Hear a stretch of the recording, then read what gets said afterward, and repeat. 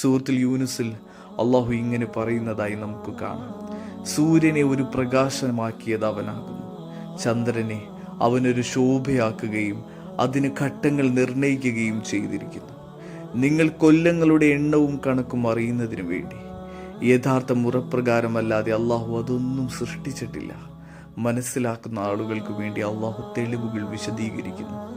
നമ്മൾ എപ്പോഴെങ്കിലും ചിന്തിച്ചിട്ടുണ്ടോ റസൂലും നമ്മളും തമ്മിലുള്ള ബന്ധം സൂര്യനും ചന്ദ്രനും പോലെ തന്നെയാണെന്ന്? റസൂലുള്ളാഹി അല്ലാഹു ഖുർആനിൽ സിറാജൻ മുനീറ എന്ന് വിളിക്കുന്നുണ്ട്. അതായത് പ്രകാശം പരത്തുന്ന വിളക്കായാണ് അള്ളാഹു നബിയെ ഉപമിച്ചത്. റസൂൽ സല്ലല്ലാഹു അലൈഹി വസല്ലം അങ്ങനെയായിരുന്നു. മുഹമ്മദ് നബിയുടെ ആ വെളിച്ചം ആർക്കാണ് ലഭിക്കുന്നത്? സ്വഹാബാക്കൾക്കും വന്ധ്യനാൾ വരെ വരാനിരിക്കുന്ന എല്ലാ ജനങ്ങൾക്കും ഈ വെളിച്ചം ലഭിക്കുന്നുണ്ട്. അതുകൊണ്ട് തന്നെ നമ്മെ ഉപമിക്കാവുന്നത് സൂര്യന്റെ പ്രകാശം ലഭിക്കുന്ന ചന്ദ്രനെ പോലെയാണ്. അതായത് ചന്ദ്രന് സ്വന്തം വെളിച്ചമില്ല, എന്നാൽ സൂര്യനിൽ നിന്നുള്ള പ്രകാശം കൊണ്ട് മാത്രമാണ് അതിന് ശോഭ ലഭിക്കുന്നത്.